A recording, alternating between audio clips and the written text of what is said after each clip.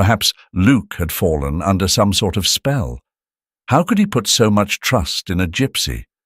Even though Kenville vouched for her, those doubts haunted Luke, giving him no peace as he boarded the plane. No choice. He had to make this flight urgently. This promising business opportunity had come up suddenly, offering substantial prospects for his company, and turning it down would have been madness. Moreover, he couldn't afford to disappoint his partners, the ones who put their faith in him. Luke hadn't even had time to get to know her well. Yes, he could have left the girls in Susan's care, but it wouldn't have been fair to burden her with that responsibility. Looking after the little ones all day was exhausting. The woman needed to sleep well at night, so having a second caretaker was essential. However, there wasn't enough time to find a proper caregiver. The contract needed to be signed with urgency. Who else could he turn to but his trusted friend Kenville, a reliable doctor? "I urgently need a night caretaker for my girls," Luke told him. Kenville paused briefly before responding. "I have someone in mind who could use the work, and if you hire her, you'd be doing me a favor too." Luke was somewhat intrigued. "What's the catch?" he asked. "She's a gypsy," Kenville replied, and Luke swallowed hard. "I see, but can you vouch for her?" Luke pressed on. "Yes, I trust her completely." That answer was definitive. Luke nodded. "Have her come immediately." A little while later, a young woman of medium height, with braided chestnut hair and wearing a long dress, appeared at Luke's house. She rang the doorbell and waited patiently to be let in. By then, Luke was nearly ready to leave, giving Susan his final instructions. "Don't worry, everything will be fine," she assured him. When the young woman entered, Luke observed her closely. Her large, serious eyes watched him with intent. After a brief introduction, he said his farewells and left the house, leaving the two women to acquaint themselves without him. He knew Susan would handle things properly, showing the gypsy around the house, at least the essential parts, and overseeing her duties. Yet, doubts about the correctness of his decision still gnawed at him, but there was no going back now. Susan was the older sister of his late wife, Julia. Luke and Julia had met at college during a party. The moment he saw her, he was immediately captivated by this charming blonde who was cheerfully chatting with a group of friends. Her laughter echoed through the room, and that was how their relationship began. Julia was in her second year, while Luke was on the verge of graduating, ready to join the family business. His father, a sharp and wise man, had been introducing him to the business details from a young age, and Luke, with his quick mind, learned swiftly and gladly assisted his father. 2 years after finishing college, Luke had already established himself in the business, managing most of the operations. Meanwhile, his relationship with Julia progressed smoothly, with no ups and downs or tragedies. Both were aware that their relationship was leading toward marriage, and so it did. Their wedding was grand and lavish, with rich and powerful families on both sides. Among the guests were many influential figures from the city. Luke and Julia's parents gifted them a new house with a beautiful garden. It was a large house, with enough rooms to accommodate a large family and host guests. For several years, they lived happily, enjoying each other's company in a quiet and harmonious life. Luke dedicated himself to his company, while Julia finished her studies and spent time with her friends. Occasionally, she would sadly mention her sister Susan, who hadn't yet found love and continued living at their parents' house. Everything remained the same until Julia became pregnant. That was wonderful news.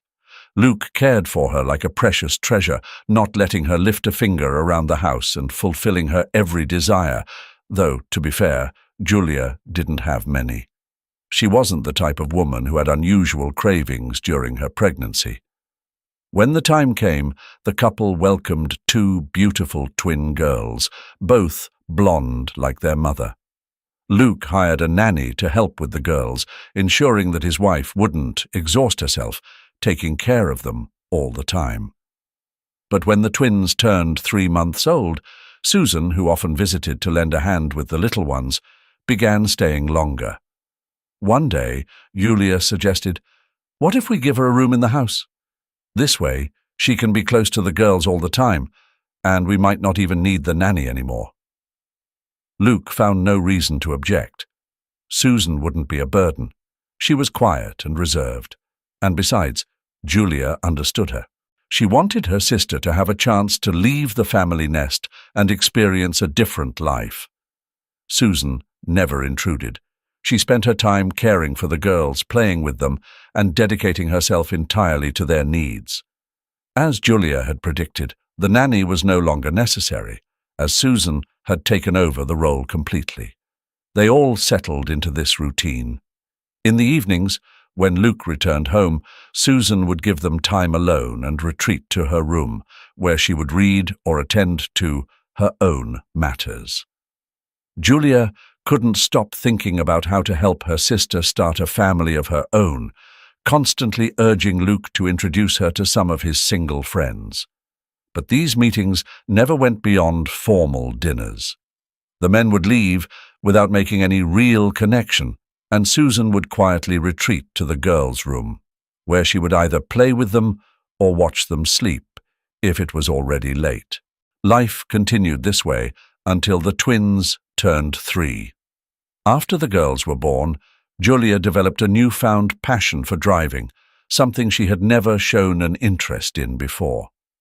When she asked Luke to buy her a car, he was taken aback but agreed to her request. "You're not home as often, and sometimes I just want to get out," Julia explained. There was nothing wrong with that. Now she could go to the mall alone or take the girls to a park or the countryside.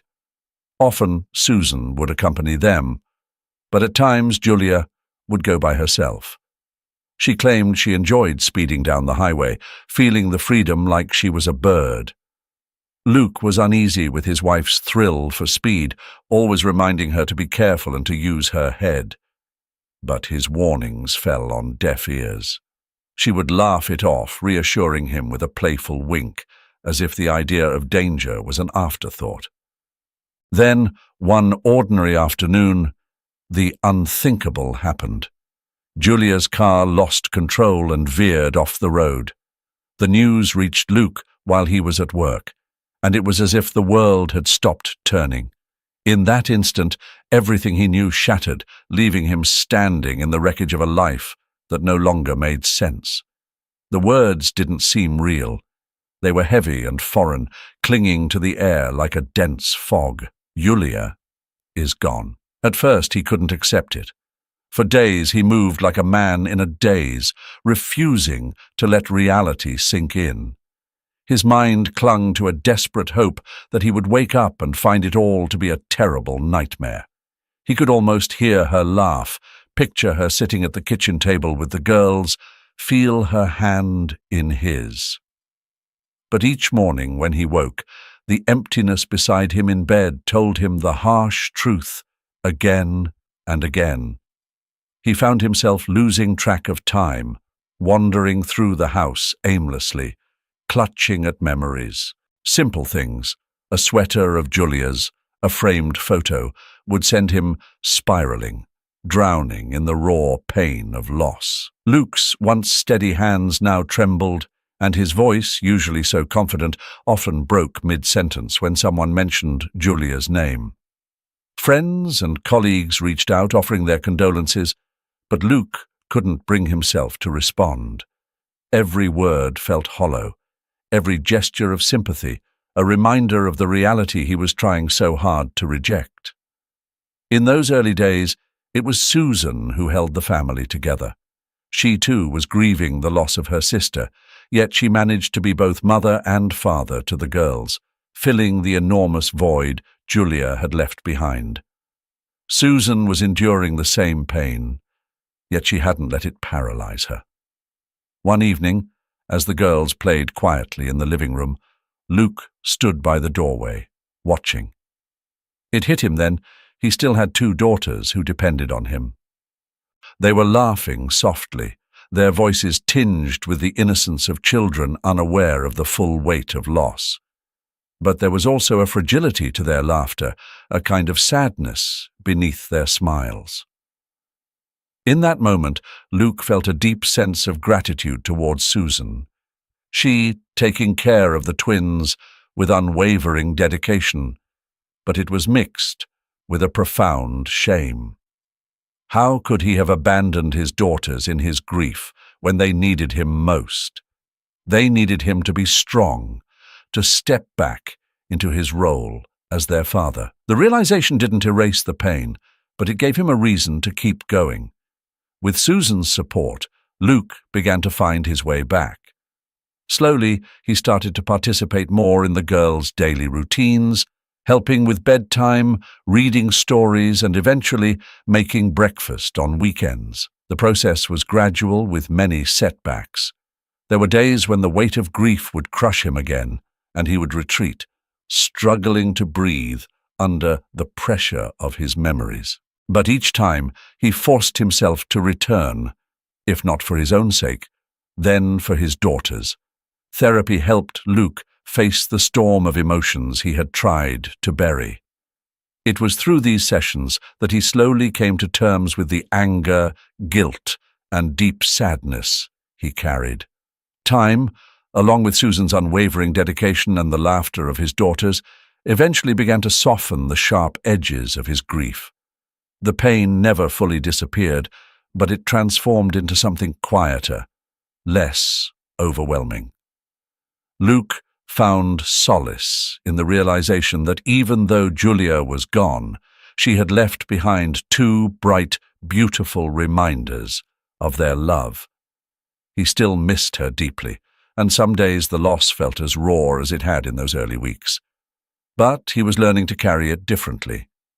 In time, Luke came to see that moving forward didn't mean forgetting Julia. It meant finding a way to live with her memory while still being present for the ones who needed him most. Susan continued caring for the girls, raising and nurturing them with unwavering dedication. She no longer thought about finding her own path or starting a family. If, someday, someone came along, she wouldn't resist it, but for now, Luke was grateful to have her there. However, another misfortune struck unexpectedly. As the girls were about to turn 5 and Luke was planning a grand celebration for them, they suddenly fell ill. It began with a mild weakness. The girls became listless, tired quickly, and showed no interest in anything.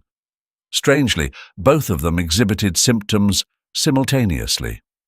Initially, Luke dismissed it, but soon his concern grew, prompting him to take the girls to the hospital. The doctor conducted thorough examinations and ordered several tests, but nothing conclusive emerged. Thus began a long journey of medical evaluations as Luke shuffled his daughters from one doctor to another without obtaining any clear answers. One physician suggested hospitalization, hinting at the potential need for surgery in the future. However, Luke refused. "They must stay home. They'll heal better here. I don't want them breathing the hospital air," he insisted. It was then that he remembered his old friend, Kenville. Their families had been closely connected for years, and the friendship between the 2 men dated back to their youth. Kenville, a skilled surgeon, had earned a distinguished reputation at his clinic. After another round of inconclusive tests, Kenville attempted to reassure him. "Look, these results can be interpreted in various ways. Strange things like this sometimes happen, and we shouldn't jump to conclusions. Surgery might be necessary, but not now. For the time being, we should just observe them closely. I'll prescribe a supportive treatment, but make sure they follow it without interruption." Luke nodded, relieved to have someone he trusted like Kenville by his side. "Fortunately, I have Susan, who cares for the girls so diligently that I have nothing to worry about," he replied. Kenville nodded approvingly. Susan took charge of administering the medication to the girls at the prescribed times. Every day, she reported to Luke about how things were progressing. Yet, no improvement came. For a while, the girls seemed trapped in a state of chronic illness, and despite the adults' hope for recovery, the situation took a drastic turn. The girls' legs ceased to respond. They could no longer stand on their own, let alone walk. The desperate father was at a loss to understand what was happening. He sought out another clinic where a different doctor reviewed the test results again, shaking his head with concern, but offering little in terms of concrete answers.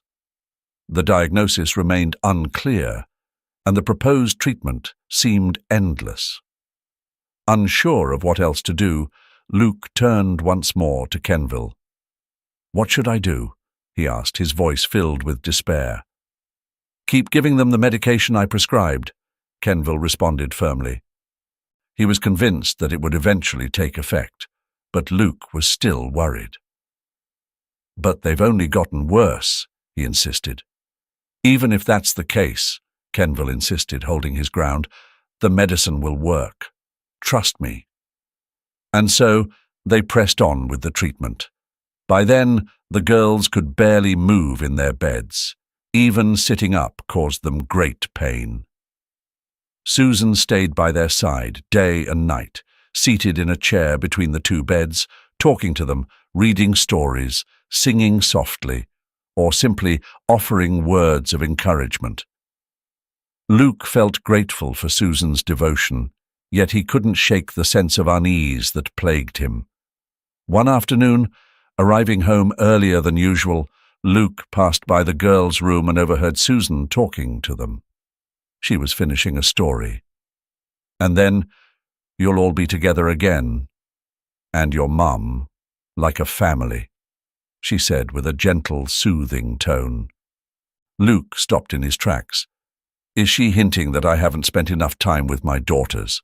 he thought, guilt washing over him. It was true, he barely spent time with them. His job consumed him, and there always seemed to be something urgent demanding his attention. But now, on top of his own sense of responsibility, an important new contract required him to travel to another city.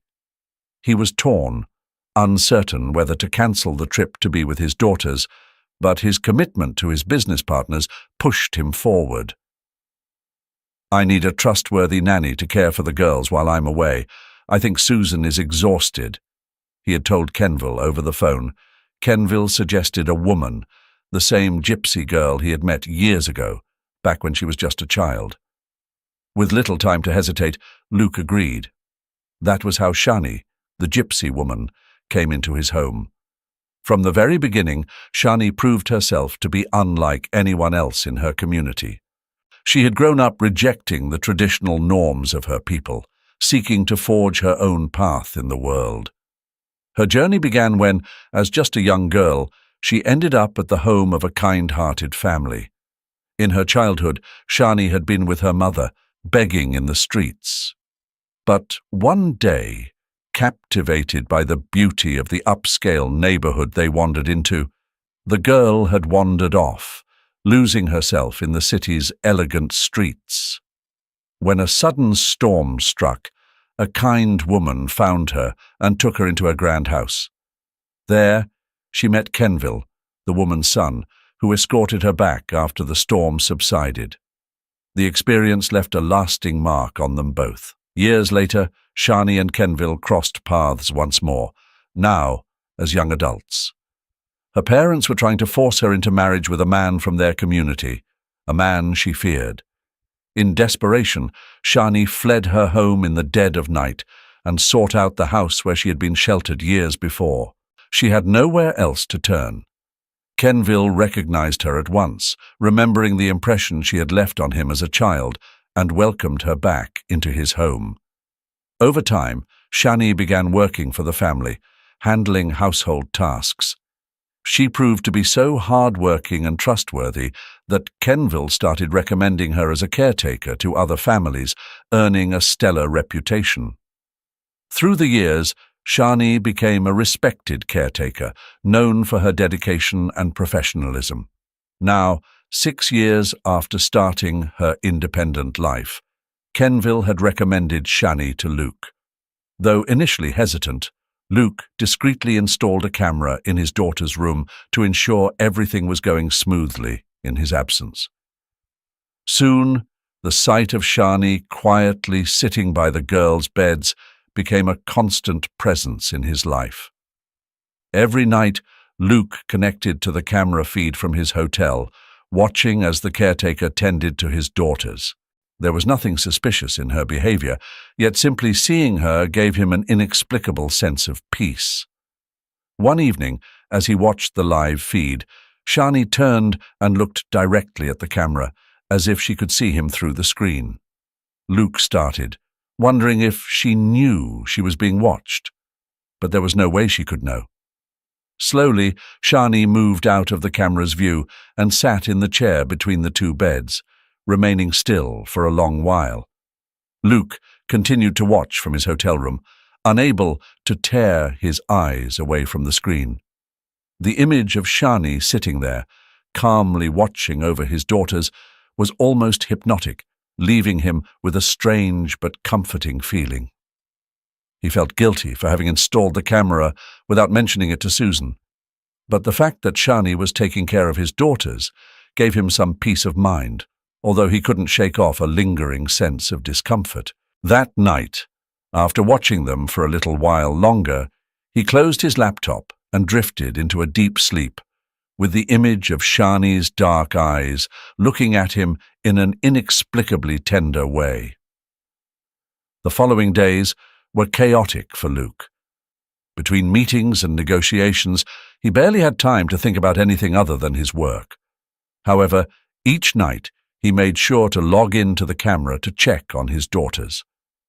During those brief moments of connection, Shani always appeared in the girls' room, either reading them stories or sitting silently while keeping watch over them.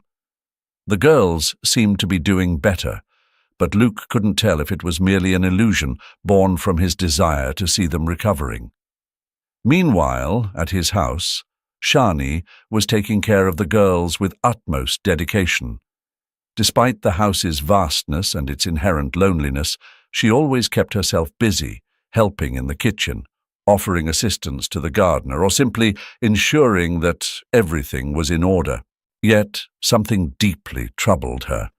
The medicine Kenville had prescribed for the girls seemed ineffective, and to her surprise, she had discovered that the bottle in the kitchen was nearly full, as if it had never been used. Shani approached Susan, who was responsible for administering the medication, and asked her about it. "Don't worry," Susan replied firmly. "I take care of that. I don't want Luke to be distracted by these things. It's my responsibility, and I know exactly when and how to give them the medicine." Although Susan's words sounded convincing, Shani couldn't help feeling a pang of distrust. How could the bottle be full if the girls were supposed to be taking the medicine twice a day? Determined to get to the bottom of it, that same night, when everyone else was asleep, Shani went back to the kitchen. With trembling hands, she opened the cabinet where the medicines were stored and took the bottle she had seen earlier. Upon examining it closely, she realized that it indeed looked untouched. With her heart racing, Shani took the bottle and sat in a corner of the kitchen, trying to make sense of it all. The girls weren't improving, and something inside her told her that Susan wasn't being entirely truthful. Then she remembered something else, the mysterious powder that Susan often added to the girls' food. Could it be connected to the children's illness? Over the following days, Shani paid closer attention to Susan's actions. She noticed that Susan always prepared the children's meals herself and never allowed anyone else to be involved in the process. One morning, Shani offered to help, but Susan refused sharply. "The girls are my responsibility," she said sternly. "I handle everything that concerns them." That response only fueled Shani's suspicions further, so she decided to take matters into her own hands. One day, while Susan was occupied with other tasks around the house, Shani went into the kitchen and found the jar of the mysterious powder that Susan had been adding to the girls' food. 6.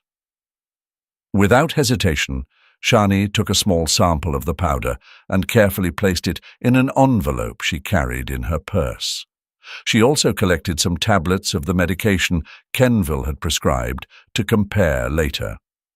That same night, after making sure the girls were all right, Shani decided she needed to talk to Kenville. Even though she knew what she was doing was risky, she felt she couldn't just sit back and do nothing. Kenville arrived at the house the next day and examined the girls thoroughly. They seemed to be improving, although slowly, Kenville noted after his meticulous check. But something doesn't add up. If they were actually taking the medicine as prescribed, their recovery should be much quicker. When Shani showed him the nearly full bottle of medicine and mentioned the powder she had discovered, Kenville frowned in concern. "This isn't right," he murmured. "I need to look into this further." That very afternoon, Kenville returned with the results of the analysis of the mysterious powder. What he found left him stunned. "This powder is a type of very strong sedative," he explained to Shani. "It has no healing properties whatsoever. In fact, it appears it could be contributing to the girls' muscle weakness." Shani stood frozen at his words, the truth dawning on her. For reasons they still didn't understand, Susan had been giving the girls a dangerous substance instead of the correct medication. Neither Kenville nor Shani could believe what they had uncovered. As they talked, the gravity of the situation became more apparent. Shani had sensed something was wrong with her sharp intuition, but she never imagined Susan could be giving the girls something so harmful. "We need to act quickly," Kenville said with urgency. "We can't let this continue, but we need to be cautious. We don't want to alarm Luke, especially while he's away." Shani nodded, understanding the importance of staying calm. For the time being, Kenville decided they should discreetly administer the actual medication to the girls without alerting Susan. This way, they could ensure the girls began to improve without causing an immediate confrontation. Over the next few days, Shani maintained her routine at the house, closely monitoring Susan and making sure the girls took the correct medicine. Whenever Susan tried to give the powder to the girls, Shani intervened in some way, distracting her or convincing her to take a break. At the same time, the girls' health began to improve noticeably. Their cheeks started to regain color, and slowly they were recovering their energy. Luke, still out of town, observed the changes in his daughters each time he checked in through the camera. He could see them becoming livelier, returning to the way they were before their illness. However, he couldn't understand how this sudden improvement had happened. He resolved to speak with Susan and Shani as soon as he got back to understand what was going on. The day of his return, Luke arrived at the house with a mix of anxiety and relief. He was eager to see his daughters in person, but also uneasy about what he might discover regarding their recovery. Shani greeted him at the door with a calm smile, but there was something in her eyes that made him suspect there was more behind that serenity. "How are the girls?" Luke asked immediately. "Much better, Luke," Shani replied, trying to remain composed. "You should see them. They're much more animated." Without waiting another second, Luke went straight to the girls' room. Opening the door, he couldn't hold back the tears when he saw his daughters playing together on the floor. It was the first time in months he had seen them like this, and the overwhelming relief made him break down. "Dad!" the girls shouted as they saw him. Luke knelt and held them in his arms, laughing and crying at the same time. All his fear and anxiety dissolved in that moment, but something inside him still felt off. How had this sudden improvement happened? And more importantly, what had been going on while he was away? Watching the scene from the doorway, Shani decided it was time to tell him the truth. Taking a deep breath, she approached Luke. She explained everything she had discovered. "Luke, there's something you need to know," she began, her voice trembling slightly. "I didn't want to alarm you while you were away, but I think she's been giving the girls something that was weakening them." Luke looked at her, half confused and half shocked. "What? What are you talking about?" he asked, his tone full of disbelief. Shani explained it all, how she had found the nearly full bottle of medication, how she had seen Susan adding the powder to the girls' food, and how, after speaking with Kenville, they discovered that the powder was actually a sedative. Luke listened as Shani explained the test results and how, ever since they had started administering the right medication, the girls had begun to improve.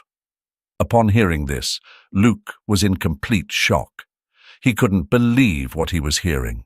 Susan, the woman he trusted the most, the sister of his late wife, had done something so terrible.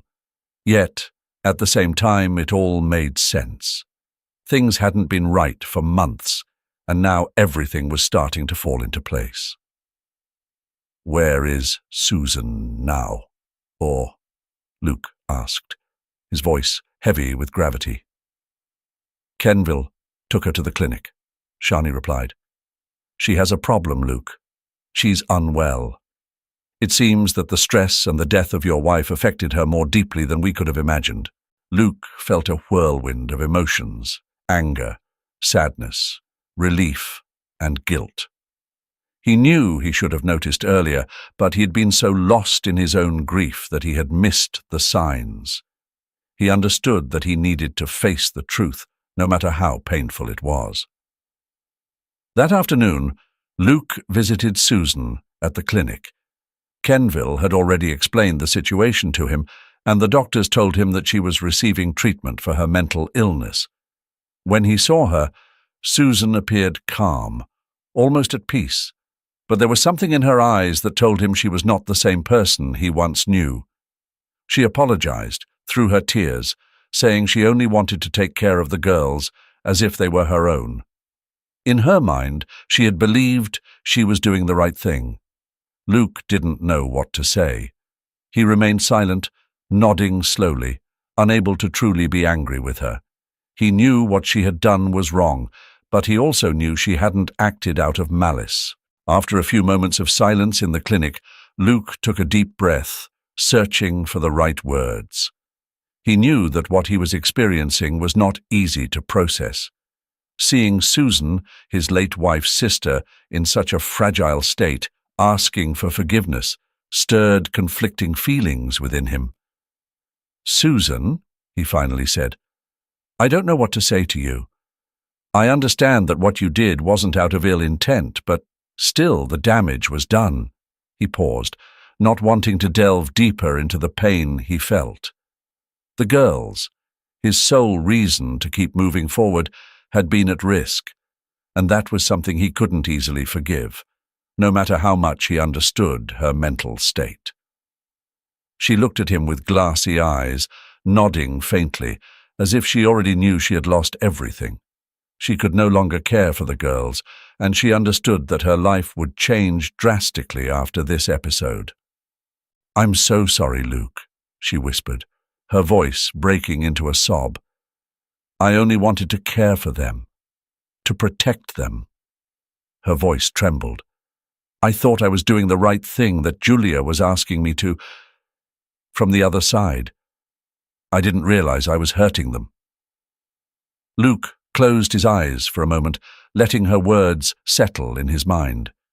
So many emotions were at play: confusion, sadness, the pain of loss, and a deep emotional exhaustion that weighed heavily on him. "I know you didn't mean to do harm," he finally responded, "but now you need to focus on getting better. You need help, Susan. And I need my daughters to be safe." The woman broke down in tears, unable to contain the guilt and remorse that was consuming her. Luke stood up, placed a hand on her shoulder in a gesture of farewell, and then walked out of the room.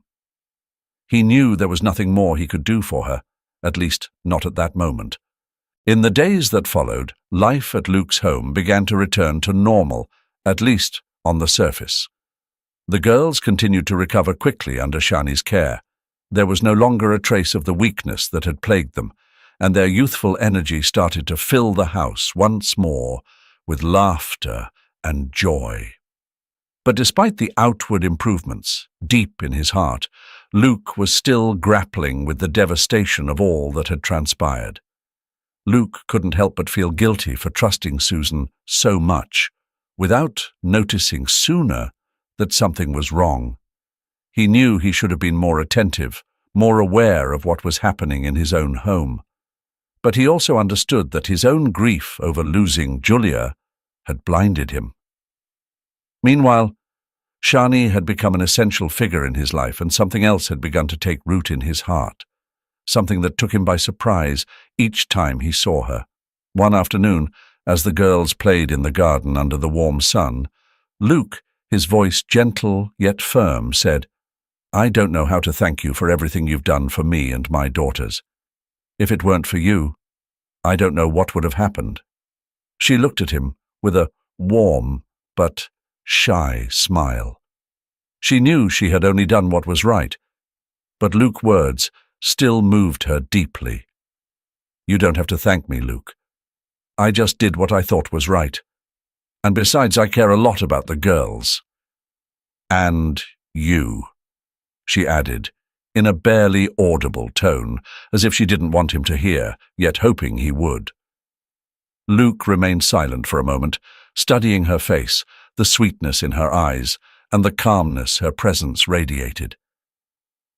It was in that instant that he realized his feelings for her went beyond simple gratitude.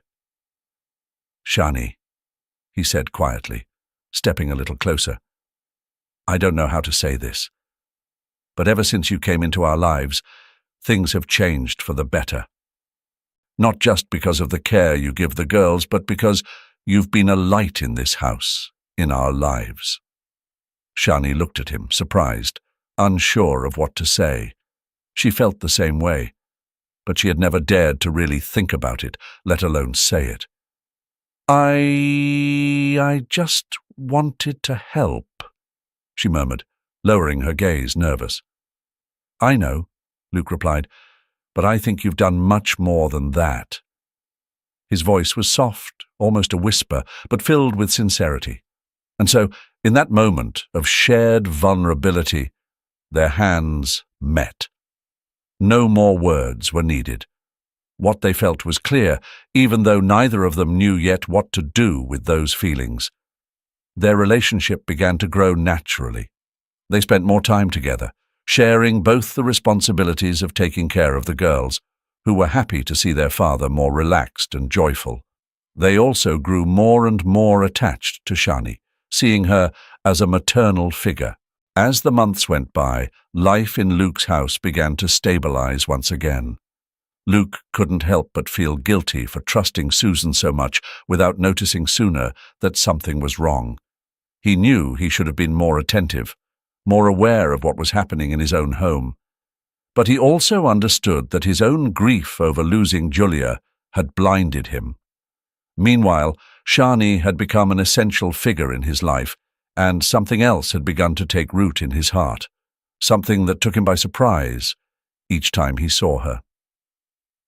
One afternoon, as the girls played in the garden under the warm sun, Luke, his voice gentle yet firm, said, "I don't know how to thank you for everything you've done for me and my daughters. If it weren't for you, I don't know what would have happened." She looked at him with a warm but shy smile. She knew she had only done what was right, but Luke's words still moved her deeply. "You don't have to thank me, Luke. I just did what I thought was right. And besides, I care a lot about the girls, and you," she added, in a barely audible tone, as if she didn't want him to hear, yet hoping he would. Luke remained silent for a moment, studying her face, the sweetness in her eyes, and the calmness her presence radiated. It was in that instant that he realized his feelings for her went beyond simple gratitude. "Shani," he said quietly, stepping a little closer, "I don't know how to say this, but ever since you came into our lives, things have changed for the better. Not just because of the care you give the girls, but because you've been a light in this house, in our lives." Shani looked at him surprised, unsure of what to say. She felt the same way, but she had never dared to really think about it, let alone say it. I just wanted to help," she murmured, lowering her gaze, nervous. "I know," Luke replied, "but I think you've done much more than that."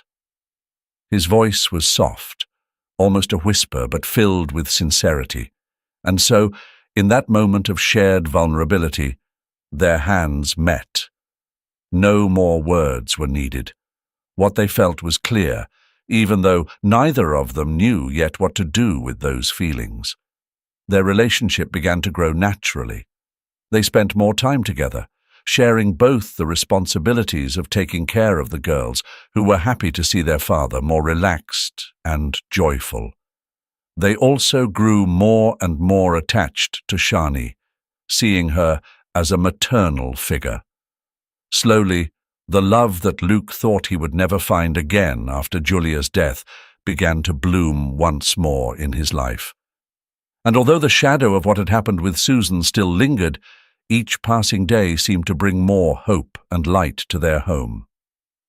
Finally, 6 months after that terrible incident, Luke and Shani decided they could no longer ignore what they felt for each other. In a simple ceremony, surrounded by their closest loved ones, they celebrated their love and commitment. The girls, excited and happy, were thrilled to have Shani as an official part of their family. As for Susan, she continued her treatment at the clinic, though she never returned to live with Luke and his daughters. They made sure she received all the support she needed to lead a peaceful and healthy life. Luke never held any resentment towards her. He knew that her behavior had been the result of a troubled mind, and in the end, his desire had always been to protect the girls. As the months went by, life in Luke's house began to stabilize once again. Shani had become an integral part of the family, not just as the girls' caretaker, but also as a companion and partner to Luke.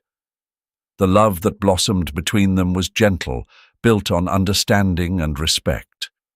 The girls, now fully recovered, filled the home with laughter and play, always running around, radiating happiness. Shani and Luke had learned to cherish the small, everyday moments, family breakfasts, afternoons in the garden, and quiet evenings where they stayed up late talking while the girls slept.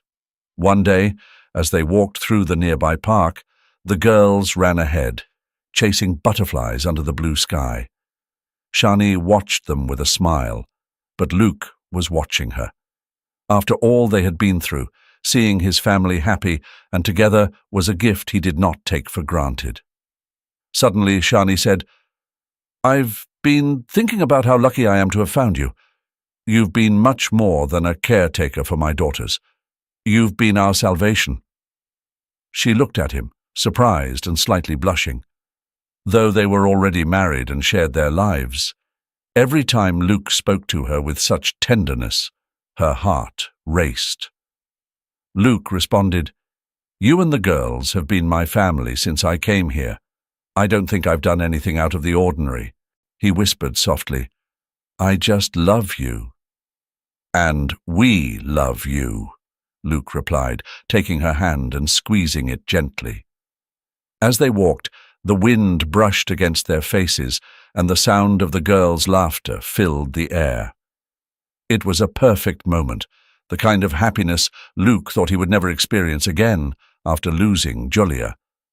But here he was, with his new family, with a woman who had brought joy back into his life, and daughters who filled him with pride. One day, Luke decided it was time to talk to his daughters about their mother, Julia. Although the girls were very young when their mother passed away, he felt it was important for them to know more about her.